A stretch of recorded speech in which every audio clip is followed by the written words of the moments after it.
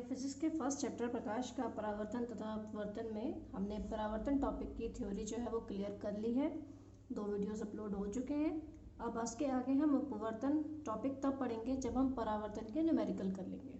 ठीक है, एक टॉपिक पूरा क्लियर करके देन हम नेक्स्ट टॉपिक पे बढ़ते हैं। तो आज हम करेंगे प्रकाश का परावर्तन टॉपिक के न्यूमेरिकल यानी आंकिक प्रश्न जो आपके एग्जाम्स में आते हैं। तो मैंने लास्ट वीडियो जब ख़त्म की थी तो उसमें मैंने आपको कुछ फॉर्मूलेस बता दिए थे पहले ही, तो मैं आज उनको फिर से रिपीट कर दे रही हूँ जिससे आप अच्छे से उनको दोबारा से रिवाइज कर सको। ठीक है, और 1-2 न्यूमेरिकल करा के आप सोचो कि न्यूमेरिकल आपको आ जाएंगे, ऐसा नहीं होगा। तो मैं आपको कोशिश करूँगी ज़्यादा से ज़्यादा आपको न्यूमेरिकल करा दूँ जिससे आप अच्छे से आंकिक प्रश्नों को हल करना सीख पाएँ। ठीक है, तो हम टाइम वेस्ट नहीं करते हैं, डायरेक्ट अपने न्यूमेरिकल्स पे आते हैं, अपने वीडियो स्टार्ट करते हैं। तो देखिए, सबसे पहले मैंने आपको जो फॉर्मूला बताया था वो बताया था 1/f = 1/v + 1/u। f क्या होता है? फोकस दूरी। v क्या होती है? दर्पण से प्रतिबिंब की दूरी। u क्या होती है? दर्पण से वस्तु की दूरी। हम सारी दूरियां कहाँ से लेंगे? दर्पण के ध्रुव से। ठीक है, v यानी दर्पण से प्रतिबिंब कितनी दूर बन रहा है, दर्पण से वस्तु कितनी दूर है, u दर्पण से फोकस कितनी दूर है, वो हो गया f यानी फोकस दूरी। तो दर्पण की फोकस दूरी, प्रतिबिंब की दूरी और वस्तु की दूरी में क्या संबंध होता है? 1/f = 1/v + 1/u। ठीक है, सेकंड हमारा जो था वो था रेखीय आवर्धन m = -v/u। किन्हीं परिस्थितियों में v/u भी चलता है। ठीक है, और रेखीय आवर्धन क्या होता है? वस्तु की लंबाई बटे प्रतिबिंब की लंबाई या फिर प्रतिबिंब की लंबाई बटे वस्तु की लंबाई। तीसरा हमारा था f = r/2। f = r/2। f होती है फोकस दूरी, r होती है वक्रता त्रिज्या। ठीक है, f = r/2, f फोकस दूरी, r वक्रता त्रिज्या। तो फोकस दूरी वक्रता त्रिज्या की आधी होती है। ठीक है, मैंने आपको बताया भी था केंद्र से ध्रुव यानी कोई दर्पण है, उसके केंद्र से देखिए दर्पण मान लीजिए, आप इधर देख लीजिए कि कोई दर्पण है आपका, उसका ध्रुव क्या होता है? P। उसके ये होती है मुख्य अक्ष, ये होता है आपका केंद्र। तो मैंने आपको कई बार बताया केंद्र और P के बीच में जो बिंदु होता है उसे फोकस बोलते हैं। तो फोकस दूरी जो होती है वो इसकी पूरे वक्रता त्रिज्या क्या होती है? त्रिज्या होती है केंद्र से लेकर ध्रुव तक की दूरी को क्या कहते हैं? त्रिज्या। केंद्र से लेकर ध्रुव तक की दूरी को त्रिज्या कहते हैं। और फोकस कहाँ होता है? बीच में। तो फोकस दूरी वक्रता त्रिज्या की आधी होती है। f = r/2। 3 फॉर्मूलों का यूज होगा। एक मिनट, अब हम बात करेंगे कि हमें जब न्यूमेरिकल सॉल्व करने हैं तो हमें किन बातों का ध्यान रखना है। तो हमें इस बातों का ध्यान रखना है कि हमें क्वेश्चन में दिया क्या है और हम उसे पहचानेंगे कैसे। अगर क्वेश्चन में लिखा है दर्पण की फोकस दूरी इतनी है तो वो आपका f दे रखा है।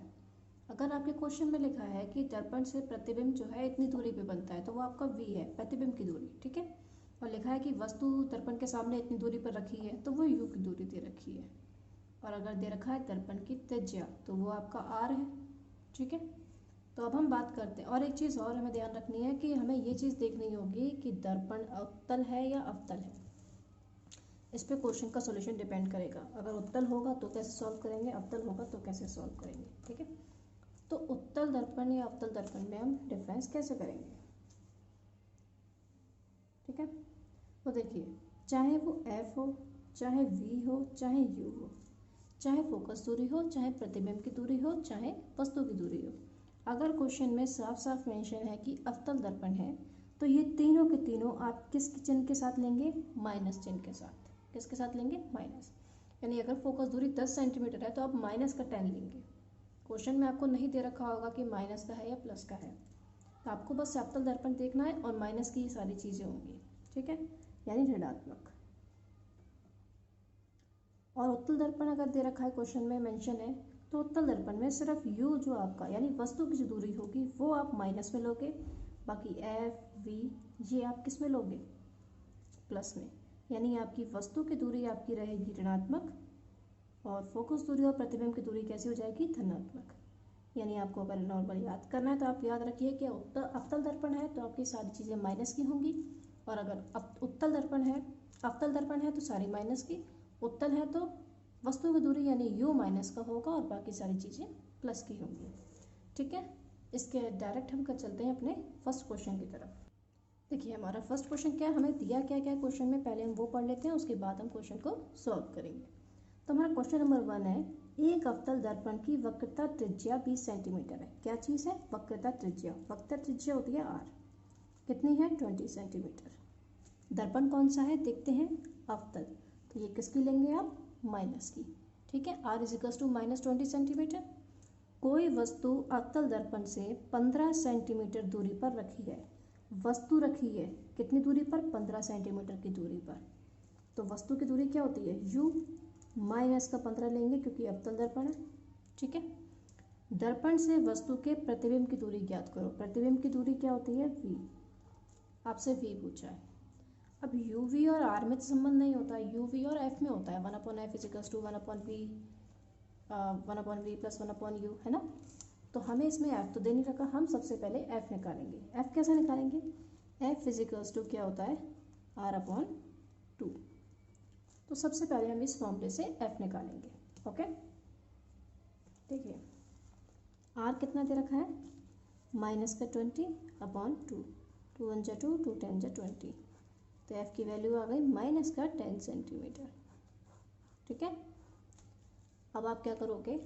प्रतिबिंब की दूरी v पूछा है, आप फॉर्मूला वही लगाओगे। 1/f इजिकल्स to 1/v plus 1/u। चाहे u पहले रख लो चाहे v बाद में रख लो, कोई इफेक्ट नहीं पड़ेगा, कोई डिफरेंस नहीं है, एक ही बात है। ठीक है, तो f की वैल्यू कितनी आई? -10।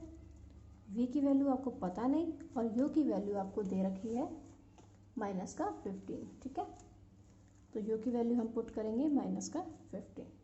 अब इसको सॉल्व करना है हमें। ठीक है, तो देखिए 1/-10 इजिकल्स टू 1/v प्लस माइनस क्या होता है? माइनस। ठीक है, प्लस माइनस माइनस हो गया। अब इस -15 को उठा के इधर ले जाओ तो ये माइनस की चीज़ किसकी हो जाएगी? प्लस की।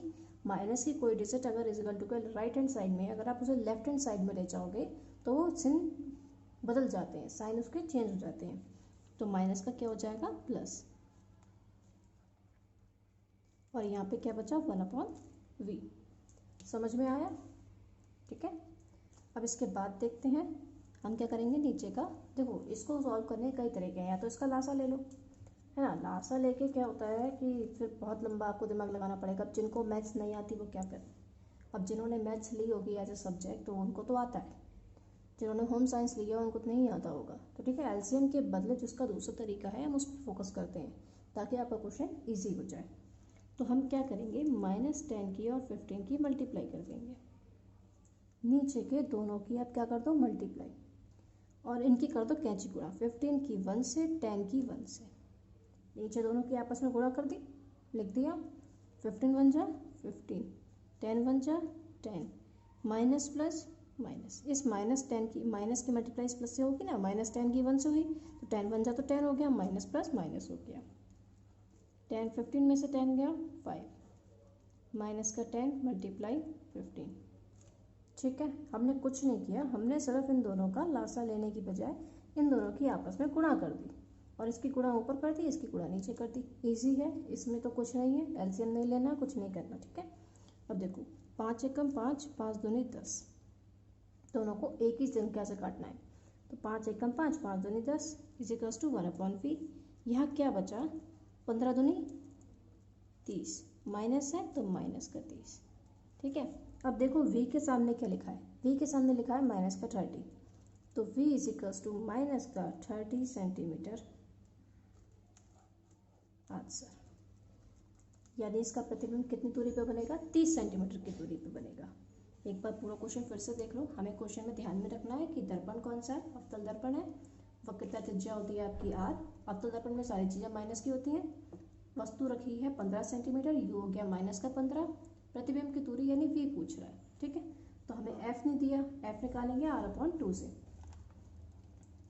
तो यहाँ से हमारी f की वैल्यू आ गई 10 सेंटीमीटर। फिर आप फॉर्मूला पुट करेंगे 1/f इजिकल्स to 1/v plus 1/u। जैसे आप वो फॉर्मूला पुट करेंगे तो f की वैल्यू आपने पुट कर दी -10, v का v, u का -15 कर दिया। ओके,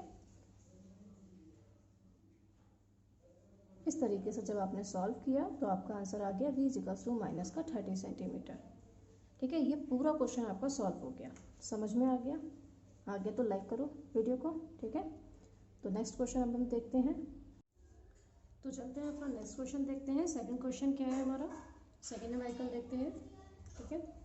तो हमारा क्वेश्चन देखिए, 12 सेंटीमीटर फोकस दूरी यानी एफ इज इक्वल टू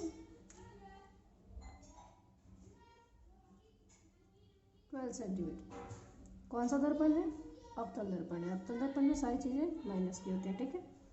उसके सामने 4 सेंटीमीटर लंबी एक वस्तु कहाँ रखी जाए। ये वस्तु की लंबाई है 4 सेंटीमीटर और वस्तु की लंबाई आप लेंगे y1 से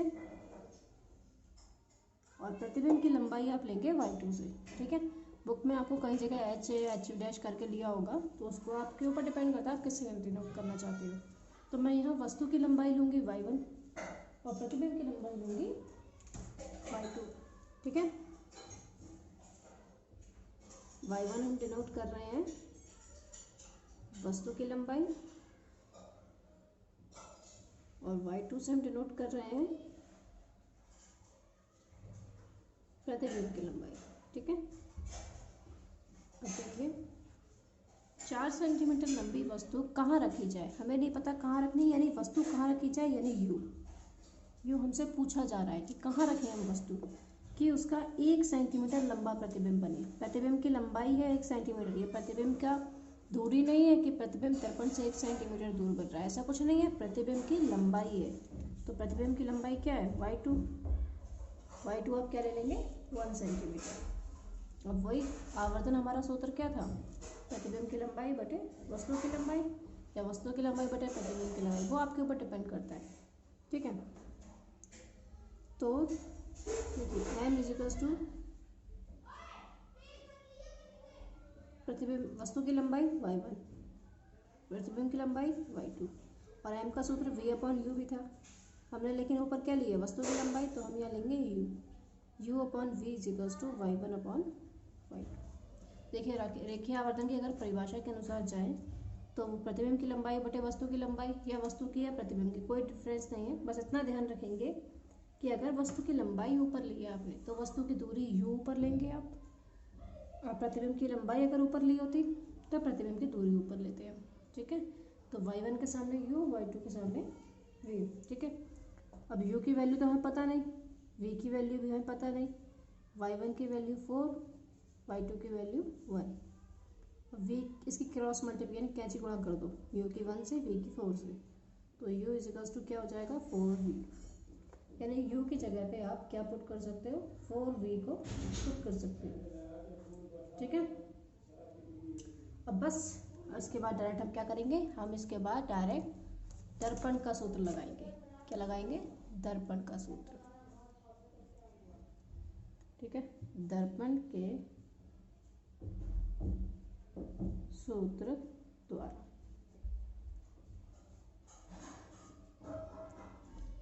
1/f is equals to 1/v plus 1/u। तो f की वैल्यू क्या है -12, v की वैल्यू नहीं पता, u की वैल्यू क्या है 4u। अभी आपने यहाँ 4v, यहाँ पे आपने u की वैल्यू निकाली 4v, वही आप यहाँ पे पुट कर देंगे u की जगह पे 4v, ठीक है। अब आप क्या करोगे, देखो या तो आप एक काम करो जैसे अभी हमने लास्ट क्वेश्चन में किया था नीचे वालों की गुणा, उस तरीके से कर लो, ठीक है। देखते हैं अगर वैसे करते हैं तो v मल्टीप्लाई 4v हो जाएगा, नीचे वाले दोनों की गुणा हो गई, ठीक है, क्योंकि यहाँ पे v है तो नीचे दोनों की गुणा हो गई। 4v की मल्टीप्लाई 1 से, v की मल्टीप्लाई 1 से v, 1/-12, 4 और 1 5v, ठीक है। 4 और 1 कितना हो जाएगा 5v बटे v मल्टीप्लाई 4v, v से v को काट दो, ठीक है। 1/-12 इज इक्वल्स टू 5/4v, ये आ गया आपको। अब फिर से कैची गुणा 4v की 1 से, 12v की 5 से, तो 4v इज इक्वल्स टू क्या हो जाएगा 5 मल्टीप्लाई -12, ठीक है। तो v इज इक्वल्स टू क्या हो जाएगा 12×5 = 60, ये 4 यहाँ पे गुणा कर रहा है, नीचे क्या करेगा भाग करेगा, काट दीजिए 4 × 4, 4 × 4, 4 × 20, तो v की वैल्यू आ गई -15 सेंटीमीटर प्रतिबिंब की दूरी, लेकिन हमसे क्वेश्चन में क्या क्वेश्चन पूछा था, क्वेश्चन देखते हैं करेक्ट। हमसे क्वेश्चन था कि वस्तु कहाँ रखी जाए, यू पूछा था हमसे, है ना। हमने तो वी निकाल दिया। अब यहाँ जो हमारा निकल के आया था u is equals to 4v, इसमें हम v की वैल्यू पुट कर देंगे, यानी साइड में एक लाइन खींच देंगे। उस क्वेश्चन के नीचे होता पेज खत्म हो गया तो आगे हम लाइन खींच के करते रहे। u is equals to 4 multiply v की वैल्यू क्या थी -15, तो u इज इक्वल्स टू क्या हो जाएगा माइनस का 60 सेंटीमीटर, यानी वस्तु जो है वो 60 सेंटीमीटर की दूरी पर रखी जाएगी। ठीक है, समझ में आ गया। देख लो एक बार, चलते हैं फिर आगे अगले क्वेश्चन पे।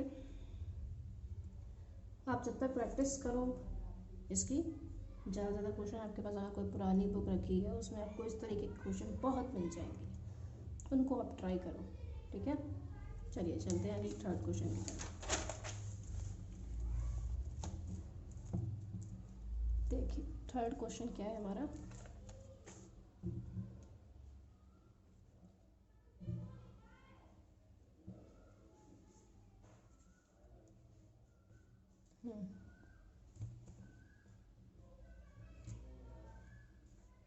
थर्ड क्वेश्चन है हमारा 20 सेमी वक्रता त्रिज्या वाले अवतल दर्पण के सामने, यानी एक अवतल दर्पण है जिसकी 20 सेमी वक्रता त्रिज्या है। तो वक्रता त्रिज्या क्या होती है आर इक्वल्स टू माइनस का 20, क्योंकि अवतल दर्पण है। 5 सेंटीमीटर की दूरी पर एक मोमबत्ती रखी जाए, यानी u is equals to minus का 5 सेंटीमीटर। 5 सेंटीमीटर की दूरी पर हमने क्या रखी, मोमबत्ती रख दी।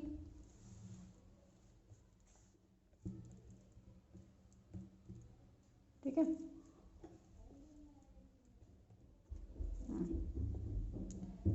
मोमबत्ती की इस स्थिति में प्रतिबिंब कहाँ बनेगा, यानी आपसे क्या पूछा है। देखो वक्रता त्रिज्या यानी आर हमने नोट कर लिया, अवतल दर्पण है तो माइनस कर लिया।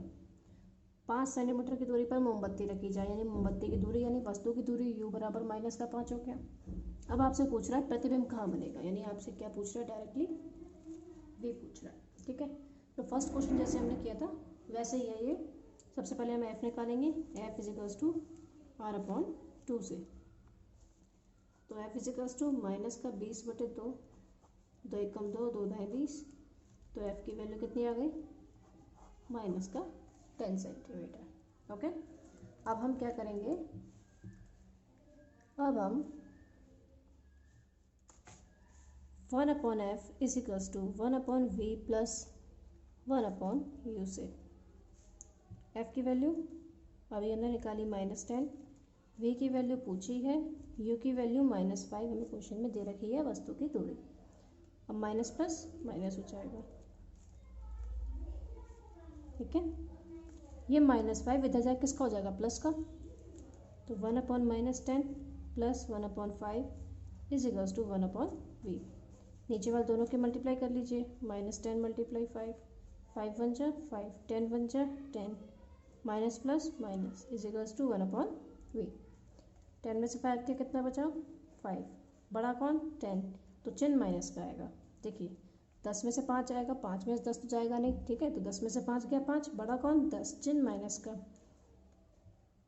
तो -10 गुणा 5। ठीक है, माइनस से माइनस कट गया, 5 एकम 5, 5 एकम 5, 1/10 बराबर 1/v। v के सामने क्या है 10 सेंटीमीटर। ठीक है, तो आपका v यानी प्रतिबिंब कहाँ बनेगा 10 सेंटीमीटर दूरी पर। अब आपने देखा कि v जो है वो आपका माइनस में तो आया नहीं आंसर, और मैंने बताया था अवतल दर्पण में सारी चीज़ें माइनस की होती हैं, है ना। u भी माइनस का लिया हमने, v भी माइनस का लिया, r भी माइनस का लिया, f भी माइनस का लिया, तो v का आंसर हमारा प्लस में कैसे आ गया, ये सोचने वाली बात है। तो देखिए जब आपका आंसर आपने सब कुछ प्रॉपर ठीक किया है, माइनस माइनस सब लिया है, अगर आपका आंसर प्लस में आ रहा है तो इसका मतलब ये होता है कि जो प्रतिबिंब है वो दर्पण के पीछे बनेगा। कहाँ बनेगा, पीछे। यानी देखिए जैसे ये आपका दर्पण है, ठीक है, ये है, ये कलाई हो रही है, ये ध्रुव हो गया, ये केंद्र हो गया, ये फोकस हो गया। इसके सामने 10 सेंटीमीटर पे फोकस दूरी कितनी है 10 सेंटीमीटर। ठीक है, वस्तु कहाँ रखी है 5 सेंटीमीटर की दूरी पर वस्तु रखी। देखो फोकस कितनी दूरी पे 10, वस्तु कहाँ रखी है 5, यानी यहाँ पे रखी है इसके आधे पे।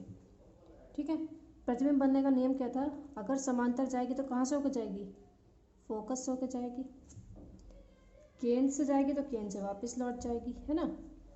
तो क्या ये यहाँ पे कहीं मिलते हुए प्रतीत हुए आपको कि कहीं इसका प्रतिबिंब बन रहा हो, कहीं ये लाइनें आपस में मिलेंगी, नहीं मिलेंगी, ये लाइनें पीछे जाके मिलेंगी दर्पण के, है ना। यहाँ बनेगा प्रतिबिंब, ये बनेगा प्रतिबिंब, ठीक है। हमने क्या कहा था, अगर मुख्य अक्ष के समांतर जाएगी तो कहाँ से जाएगी, फोकस से होकर जाएगी, इधर से, ठीक है। और दूसरा हमने कहा था केंद्र से होकर जाएगी तो केंद्र से वापस लौट जाएगी। तो ये क्या लाइनें आपस में कहीं मिली, नहीं मिली, कहीं नहीं मिली, तो प्रतिबिंब कहाँ बना, प्रतिबिंब बना दर्पण के पीछे, इसलिए आपका आंसर प्लस में आया। तो इसका आंसर क्या होगा, प्रतिबिंब जो है वो दर्पण के पीछे 10 सेंटीमीटर की दूरी पे बनेगा, इस चीज़ को ध्यान में रखिएगा, ठीक है। चलिए अगला क्वेश्चन देखते हैं। 4th क्वेश्चन है हमारा आज का ये। लगभग हम ट्राई करेंगे कि आज 5 क्वेश्चन तो कम से कम फिनिश कर लें अपने, ठीक है। फिर नेक्स्ट वीडियो में आगे क्वेश्चन करेंगे न्यूमेरिकल, ठीक है। सारे न्यूमेरिकल इस तरीके के ही हैं। एक अवतल दर्पण की वक्रता त्रिज्या कितनी है, 40 सेंटीमीटर। वक्रता त्रिज्या क्या होती है, आर, कितनी है, 40, यानी माइनस का 40 सेंटीमीटर हो गया। अवतल दर्पण है इसलिए तो त्रिज्या है, ठीक है, कोई बात नहीं। 4 सेंटीमीटर लंबी वस्तु दर्पण के सामने, ये वस्तु की लंबाई y1 दर्पण से 30 सेंटीमीटर की दूरी पर रखी हुई है, यानी u दे रखा है आपको माइनस का 30 सेंटीमीटर। 4 सेंटीमीटर लंबी वस्तु है तो वो y1 हो गया, कहाँ रखी है, 30 सेंटीमीटर की दूरी पे, तो वो आपका u हो गया। प्रतिबिंब की स्थिति यानी v और प्रतिबिंब की लंबाई यानी y2 आपको बताना है। सबसे पहले हम इस r का यूज़ करके f निकालते हैं। तो f is equals to r upon 2c, f is equals to r की value -40 upon 2, f is equals to 2 1 2 2 2 4 0 minus का 20 सेंटीमीटर, ठीक है।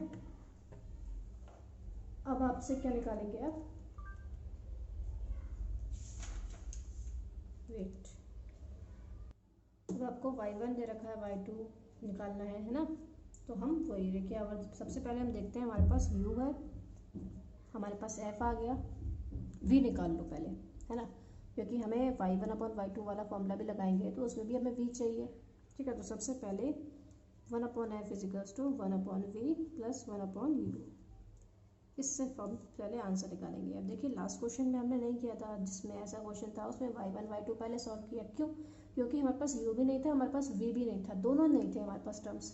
जब दोनों नहीं थे तो हम ये फॉर्मूला पुट करके क्या करते हैं, ये फॉर्मूला आप तभी पुट करेंगे जब आपको एक चीज़ निकालनी हो और दो चीज़ें आपको दी हो, यानी या तो आपको f दे रखा हो और u और v पूछा हो, या आपको v दे रखा हो तो u और f पूछा हो, कोई एक चीज़ पूछी होगी और दो चीज़ें दे रखी होंगी, ठीक है। तो f आपने अभी निकाला माइनस का 20, v आपसे पूछा है और u उन्होंने बताया था कि वस्तु जो है वो 30 सेंटीमीटर की दूरी पर रखी है ना।